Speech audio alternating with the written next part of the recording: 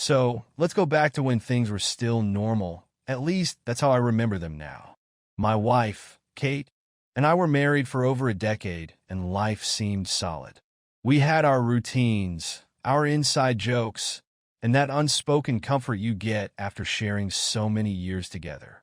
Honestly, I thought we were happy. Or at least I was. Then Myra moved in next door. You know that feeling when someone enters a room and everything changes? Like a spark. She had this energy that drew everyone toward her. Blonde hair, always loose and carefree. That easy smile, and the way she could make anyone feel like they were the most important person in the room.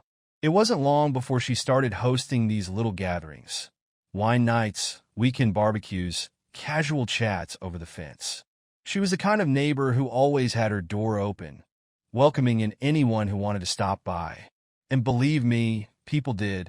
I won't lie, I liked her from the start.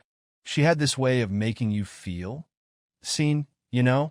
It wasn't like I was unhappy with Kate, but it was hard not to enjoy being around someone like Myra. She'd ask about my work, my hobbies, and genuinely seemed interested. It felt refreshing. But don't get me wrong, at that point, I wasn't looking for anything. I was still faithful to Kate, even if her late nights at work were starting to worry me. That's when things started changing with Kate. I figured it was just work stress at first, longer hours, meetings running late, her coming home worn out and distant. I mean, we all have rough patches, right? I'd ask her how her day was, try to make conversation, but it felt like talking to a wall. Her eyes were always glazed over, glued to her phone, like I wasn't even there. It was subtle at first, but you start noticing when your own wife seems more interested in swiping through her phone than telling you about her day. Myra's gatherings became my little escape. There was something carefree about her, and those nights felt like a break from the tension that seemed to be building at home. I'd head over, have a drink or two, chat with her and the other neighbors. Kate, of course, had no interest. If she wasn't working, she was too tired or needed to get up early the next day. More and more, I found myself alone at those gatherings, with Myra's laughter ringing in my ears and her eyes meeting mine a little longer than what you'd call friendly. It wasn't long before Tom, my best friend since college, started poking fun at me. "You seem different, man," he'd say. Tom and I had been through thick and thin together, so he knew me well. "I'm just saying, Myra's got you all smiley. What's going on?" I'd brush him off, of course. I wasn't doing anything wrong, just trying to get some air, away from the stale silence that Kate brought home every night. And then there was Martha. Every neighborhood has a Martha, the older, well-meaning but overbearing lady who watches everything from behind her curtains. She'd catch me on my way back from Myra's and say things like, "You be careful, James. That girl's trouble." Or, "You know, not everyone who smiles at you has good intentions." I'd laugh it off, but a part of me wondered if she was right. I mean, what did it say about me that I was happier at my neighbors' parties than in my own living room? Then came the first real red flag. Kate started coming home later and later. And it wasn't just the hours. It was her demeanor. She'd walk in, tired but content. I could tell something was off, but I was afraid to dig. When I'd ask, she'd shrug it off. "Work's just insane right now," she'd say, dropping her purse and heading straight to the bedroom. Sometimes she'd barely even look at me. And I tried to be understanding. Work was hectic for her, sure. But there was this gut feeling, that nagging itch that tells you something's not right. One night, Myra hosted one of her casual gatherings. This one felt different, more intimate. I went over, and we ended up sitting on her porch, just the two of us. The conversation flowed so easily. She leaned in, asking me about things Kate never even bothered to, like my love for hiking, my dreams of starting a small business someday. And she listened, really listened. As the night went on, she touched my arm lightly when she laughed, her eyes locking with mine in a way that made my stomach tighten. "James," she said with that teasing smile of hers, "you ever get the feeling you're missing out on something? Like there's this whole world out there just waiting for you to take the first step?" I laughed it off, playing dumb. "I'm a married man, Myra," I said, though I wasn't sure who I was trying to convince. "Yeah, but are you happy?" she shot back, her gaze drilling right into me. And that question lingered long after I left her porch that night. Days went by, and things didn't get any better with Kate. If anything, they got worse. She was like a ghost, barely acknowledging me, her phone glued to her hand all the damn time. And that nagging feeling grew louder. I could feel something slipping between us, something I couldn't grasp. And it wasn't just paranoia. I knew her, and this wasn't the Kate I'd married. So yeah, I kept going to Myra's gatherings. I craved that feeling, being seen, being heard. And yeah, it felt wrong, but I couldn't stop. Myra became my confidant, and though we never crossed any lines physically, there was this tension between us, this unspoken what if, lingering in the air. But all that would change soon, and I had no idea that my world was about to be flipped upside down by a woman who wasn't even my wife. So, let me pick up where I left off. After those gatherings with Myra, life at home didn't improve. If anything, it got worse. There was this distance between me and Kate that felt like a canyon, one that I had no idea how to cross. But I never expected the moment when my gut suspicion would start to look more like reality. It all began with a car, a sleek, shiny red sports car. It stood out like a sore thumb in our neighborhood, so when I saw it pulling up to drop off Kate one evening, I couldn't help but notice. The thing was a beauty, top-down convertible, the kind that makes you wonder who the hell has the money to own one like that. But my focus wasn't on the car. It was on Kate. As she stepped out, she looked different. Not just tired from work, but almost glowing, like she'd just had the best night of her life. I watched her say something to the driver, her smile wider than I'd seen in months, and then that car peeled off into the distance like it was running from something. I asked her about it, tried to play it cool. "Hey, so you got a ride today? Nice wheels. Who was that?" And she didn't even miss a beat. "Oh, just a taxi," she said, brushing it off like it was nothing. She didn't look me in the eye when she said it, though. I pressed, just a little. "A taxi? For real? Looked like a Ferrari or something," I said, laughing, trying to make it sound like a joke. "Some special kind of Uber?" And that's when she snapped. Not in a loud way, but sharp enough that it left a sting. "It's just a car, James." Jesus, can I take a cab without getting the third degree? I let it go that night. I mean, what else could I do? I didn't have proof of anything, just this gut feeling gnawing at me. But once you start to suspect, you notice everything. It was like my eyes were suddenly wide open to all the little things that I'd been ignoring. And the more I watched, the more it felt like she was slipping away. Then, that damn car started showing up all over the place. Always the same red sports car, always late at night, parked in front of her office. It became like a routine. Kate would text me around 6 or 7 p.m. saying she'd be staying late to finish up some project or whatever excuse she could think of that day. And like clockwork, the car would be there, headlights glowing under the streetlights, as if mocking me every time I drove past. I couldn't just sit back and let it go anymore. So one night I decided to stick around. I parked a couple of blocks away from her office, and when I saw that red car pull up, my heart dropped. My whole body felt like it was vibrating, adrenaline, fear, rage, all of it just pounding in my chest. The driver stepped out, and I could barely believe my eyes. It was David, her boss, slick, well-dressed, hair perfectly combed back like he was in some cologne ad. He had this smug grin on his face as he strolled up to the entrance, and my stomach twisted into knots. I stayed put for a while, just watching. And sure enough, about an hour later, out they came, David and Kate, side by side. I couldn't make out much from where I was, but their body language said it all. They were close, way too close for a boss and his hard-working employee. And the way Kate looked at him, I hadn't seen that look in ages. When he leaned in and whispered something in her ear, she threw her head back and laughed, and I felt my grip on the steering wheel tighten until my knuckles turned white. It took everything in me not to get out and confront him right there. But I held back. I needed to be sure. So that's when I started keeping a journal. Sounds stupid, right? Like something a teenager would do. But I didn't know what else to do.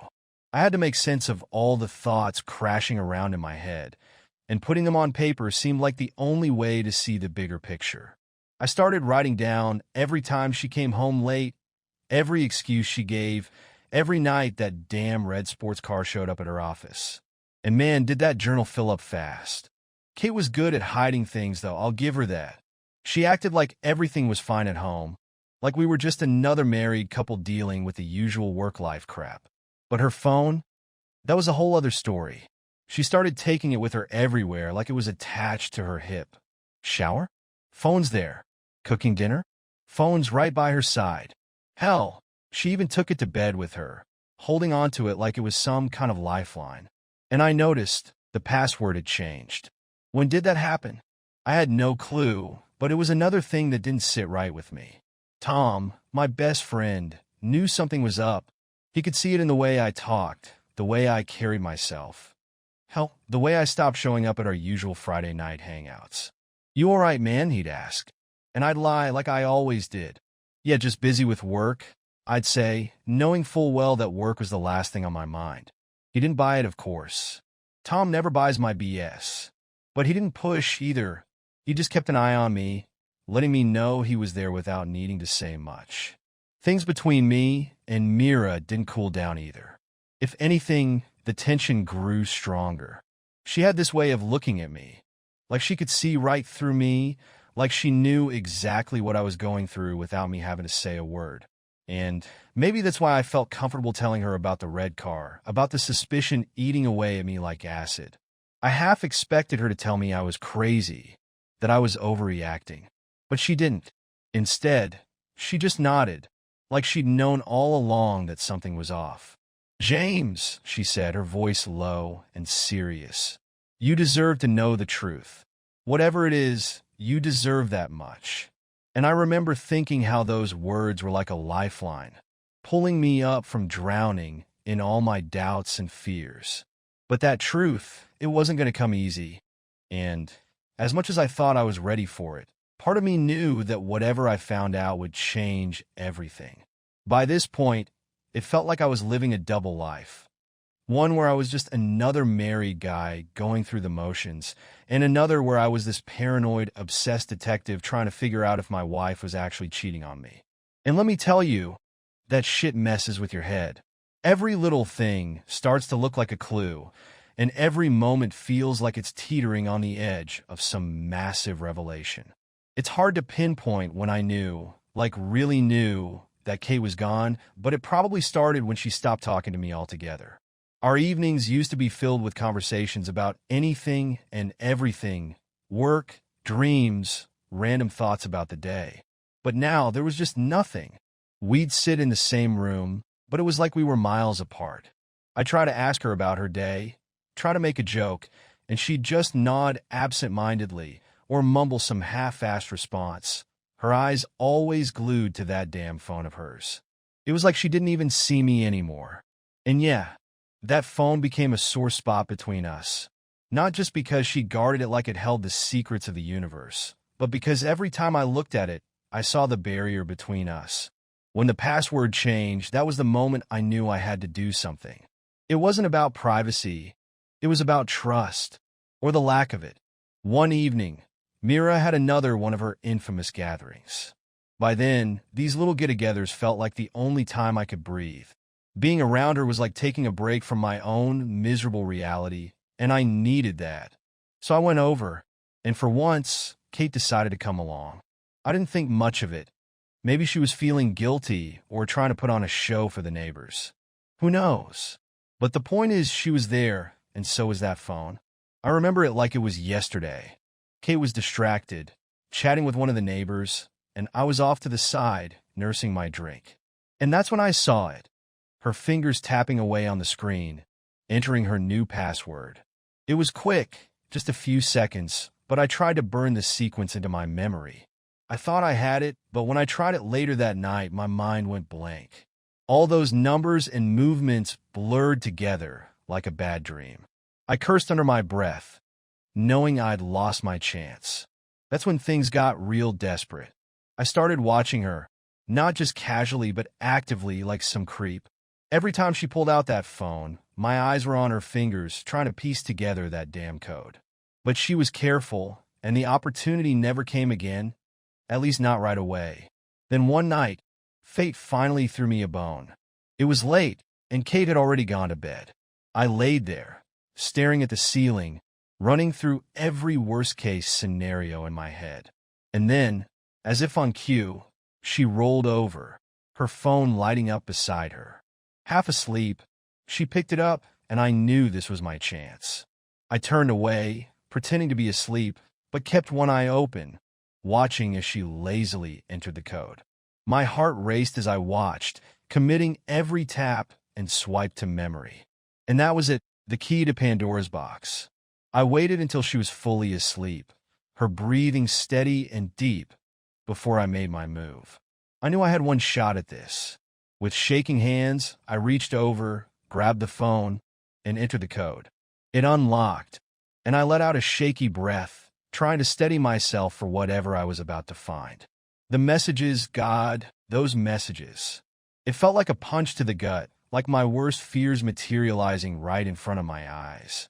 They were all there, texts, voice notes, photos, and it was all between Kate and David. I remember reading the first message and thinking maybe it wasn't so bad, maybe I was reading too much into it. But the further I scrolled, the clearer it became. It was like peeling back layers of a rotting onion, every layer more sickening than the last. She told him everything, how she didn't love me anymore, how I was just some loser she felt trapped with, how she wished she'd met him sooner, so she could have avoided all this misery. The worst part? The way they talked about me, like I was some kind of joke. David, with all his smug confidence, calling me pathetic, making fun of my little routines, my quirks, all the things I thought made our marriage ours. It felt like someone had ripped out my insides and stomped all over them.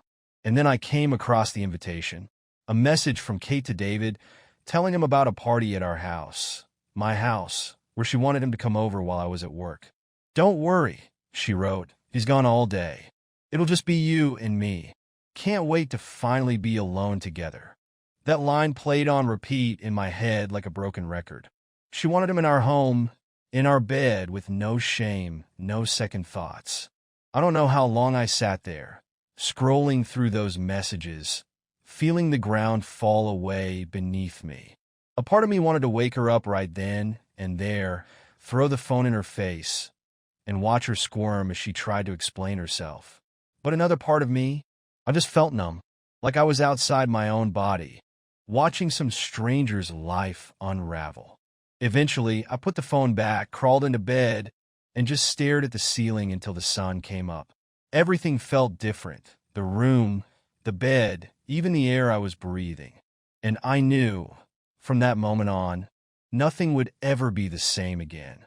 The morning after I went through Kate's phone, everything felt surreal.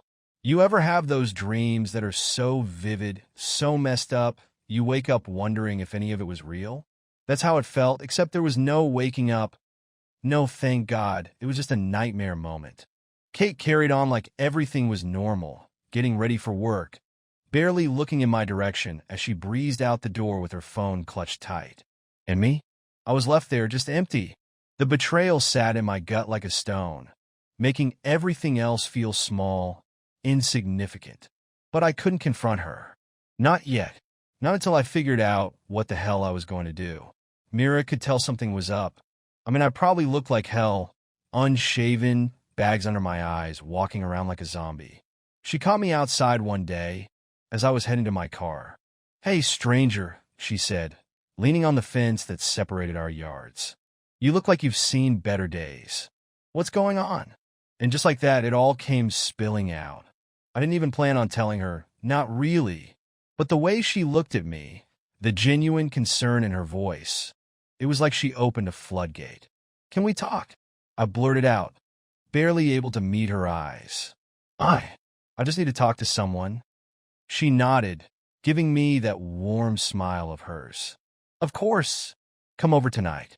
We'll have dinner, and you can tell me everything." That night felt like some kind of twisted therapy session. Myra's place was cozy, intimate, candles on the table, soft music playing in the background.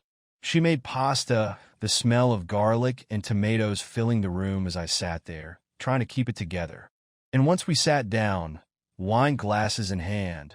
I let it all out. I told her about Kate, the texts, the car, the lies, everything. And she listened, really listened, nodding along, never interrupting, just letting me pour my heart out. By the time I was done, I felt like I'd been hit by a truck, but there was also this strange relief, like I'd finally let go of this unbearable weight. That's wow, Myra finally said, her voice low and steady. James, I'm so sorry. You don't deserve any of this. She reached across the table, placing her hand on mine, and the warmth of her touch felt like a lifeline. But you can't just sit back and take it. You have to do something. I nodded, but what the hell could I do? I wasn't the kind of guy to scream or throw things. Confrontation wasn't my style. I don't know what to do, I admitted, my voice cracking a little. I feel so powerless, like she's taken everything from me, and I can't even fight back. Myra's eyes narrowed, and I saw a flicker of something in her expression, something fierce, almost protective. Then fight back, she said, her voice gaining a dangerous edge. You have to hit them where it hurts. Make them pay for what they've done. Yeah? And how am I supposed to do that? I scoffed, downing the rest of my wine. She's already living her best life, sneaking around behind my back like I don't even exist. What the hell am I supposed to do? That's when she leaned in closer, her voice dropping to a near whisper. Catch them in the act, she said. Prove to everyone who they really are. Set up a hidden camera. Catch them in your own bedroom. And when you have that footage, well, let's just say people like David and Kate don't look so powerful when they're exposed for what they really are. Her words hit me like a sledgehammer. A hidden camera? It sounded insane, something straight out of a bad movie. But as crazy as it sounded, there was a twisted logic to it. A way to take back control, to finally see Kate and David's whole deceit laid bare. You really think I should do that? I asked, my voice barely above a whisper.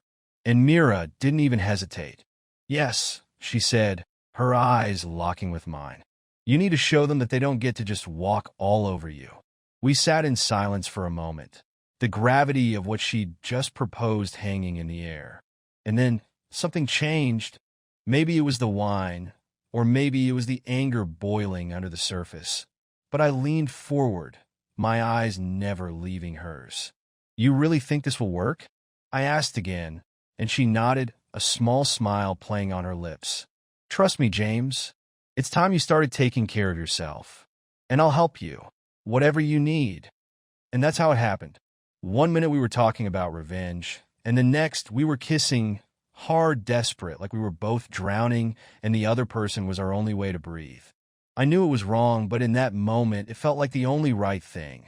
I didn't think about the consequences, about Kate, about anything except the way Myra's hands felt on my skin, the way she looked at me like I was the only man in the world. We stumbled to the bedroom, shedding clothes, tangling together in a mess of limbs and breathless whispers. And for the first time in a long time, I felt alive. Afterward, as we lay there in the darkness, I realized something, a truth that I'd been denying for far too long. I didn't love Kate anymore. Whatever love I'd once felt had been smothered by her lies, her betrayal, the way she looked at me like I was nothing. And lying there with Myra, I knew that there was no going back, no fixing what was already broken beyond repair. The next day, Myra helped me get the hidden camera. We set it up together, in my own bedroom, and right at the bed where Kate and David thought they could carry on their affair without anyone knowing. And as I watched the lens stare back at me, I knew one thing for sure. The truth was coming for them, whether they were ready for it or not. You'd think I'd feel guilty, setting up a hidden camera in my own bedroom, like some sleazy private eye from a B-movie. But the truth?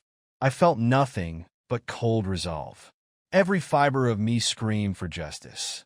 I wanted them to pay Kate, David, the whole goddamn lie they were living right under my nose.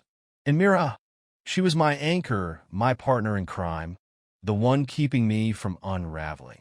I remember standing beside her in my bedroom, staring at that small, hidden camera nestled among the books on the shelf, its unblinking lens aimed right at our bed. Are you ready? she asked, and I just nodded. No going back now. The waiting, that was the hardest part. Days went by like molasses, and every moment felt like an eternity, knowing what I'd find when I finally got the footage. And then it happened like clockwork. Kate texted me saying she'd be working late and that I shouldn't wait up. A line that once meant nothing now felt like a sledgehammer to my chest. But I played my role, just as she expected. I got home, made myself dinner, sat on the couch, and waited for the show to begin. I remember the sound of the door opening, Kate's familiar laugh followed by David's low murmur. My skin prickled with rage as they walked right past me, barely acknowledging I was there, like I was some kind of ghost haunting my own home. We're going to talk some business in the bedroom, she said casually, like I didn't already know the score. Sure, I replied, my voice steady, holding back the disgust bubbling beneath the surface. And just like that, they disappeared into the bedroom, closing the door behind them. The clock ticked agonizingly slow as I sat on the couch, pretending to read a book, straining to hear every sound that slipped through the walls. Soft laughter, the rustling of sheets. It was all I needed to know that my plan had worked. And all I had to do was wait. The next day, while Kate was at work, I retrieved the footage. My hands shook as I plugged the camera into my laptop, knowing full well what I was about to see. And there was high-definition betrayal, right there on the screen. I watched as my wife, the woman I'd loved and trusted for years, kissed her boss, stripping away every last piece of clothing, dignity, and respect in the process. They didn't hold back, didn't worry about being discreet. To them, I was nothing more than an afterthought, the poor, clueless husband too stupid to know what was happening in his own house. I felt sick, disgusted, but at the same time, there was this twisted satisfaction in having proof. I had them, right there caught red-handed. And now, it was my turn to decide how this story would play out. I wasn't going to let them off easy. That's not how this was going to end. So I uploaded the video, anonymously, of course, to a popular social media site, sending it out into the world like a virus. Within hours, it spread like wildfire. I watched as comments flooded in, strangers dissecting every frame, calling out Kate and David for what they were. Some of the comments were brutal, and for once, I didn't feel guilty about it. They deserved every ounce of shame, every piece of ridicule thrown their way. And then the fallout began. David got the call first. I knew because I made sure to circulate the video to his office's internal network. No way it'd stay quiet in a place like that. He was called into a meeting with the higher-ups, and from what I heard, he didn't take it well. Yelling, door slamming, all that good stuff. Apparently, having your affair splashed across the internet doesn't look so great when you're in a position of power. Kate found out soon after. At first, she didn't believe it. This is some sick joke, right? She said, staring at her phone in disbelief as the video played on loop. And then, like a switch flipping, her disbelief turned to fury. How dare you? She screamed, her voice sharp and venomous. How dare you do this to me? You ruined everything. I remember just standing there, letting her words bounce off me like they meant nothing. I ruined everything? I asked, my voice calm, almost too calm. You ruined it the second you decided to sleep with David. It was like a dam bursting. She threw everything at me. Not just words, but excuses, twisted accusations, the whole 9 yards. You were always so passive, she screamed, pacing back and forth like a caged animal. You just let everything happen. You don't fight for anything. I couldn't stand living like that anymore. The irony of it all was almost laughable. Here she was screaming at me for being passive when she was the one sneaking around, screwing her boss behind my back. I'll leave you for David, she threatened, her voice cracking as tears welled up in her eyes. At least he understands me. At least he makes me feel alive. And that's when I realized I felt nothing. No sadness, no anger, just relief. Relief that I didn't have to pretend anymore, that I didn't have to fight for a woman who had no intention of ever fighting for me. Good, I said, meeting her gaze with a steady calmness. Leave. Go to him. Because we're done, Kate. There's nothing left here." And with those words, I walked out of the room, leaving her alone with the weight of everything she'd destroyed. I filed for divorce the next day. I thought I'd feel guilty, thought I'd have second thoughts about ending a marriage that had once meant everything to me.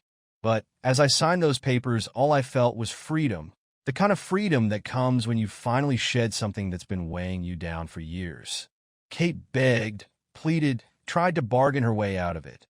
But I was done listening. She made her choice, and so did I. For the first time in a long time, I felt happy.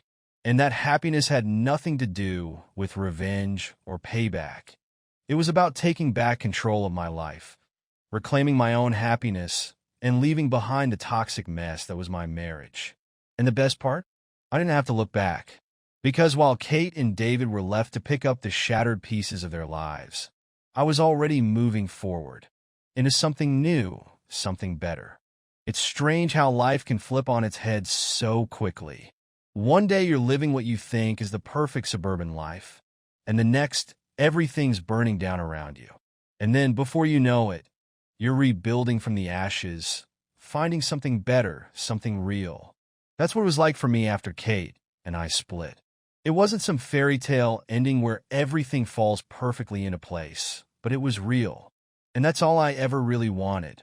The fallout from the scandal was more brutal than I expected, at least for Kate and David. I didn't feel bad for either of them. They deserved it, plain and simple. David lost his job almost immediately after the video went viral. Guess his company didn't take kindly to one of their top dogs being caught on camera doing the dirty with an employee. And Kate? Well, her office wasn't exactly thrilled to find out their model employee had been having an affair with her boss on company time. So, they let her go too. Just like that, they both fell from their high horses, their perfect little world crumbling around them. But that was their mess to deal with, not mine. For me, life was lighter. I like to say I had this whole big plan for what to do next, but the truth is I didn't. All I knew was that I had to move forward. And I wasn't moving forward alone. Myra was there. Through all of it, the chaos, the divorce, the whispers from neighbors, the awkward stares when I went out. She was my rock, my constant, the one who never flinched no matter how messy things got. I remember sitting on her porch one night, sipping wine as we watched the sun set over the neighborhood. "What now?" I asked, staring out at the fading light. And she just shrugged, giving me that easy smile of hers. "Now we start fresh. You deserve a new beginning, James." We both do. It was simple, but it was the truth. We started talking about our future, a real future, one that didn't involve lies and betrayal. Myra made me realize that I deserved to be happy, to be with someone who actually cared.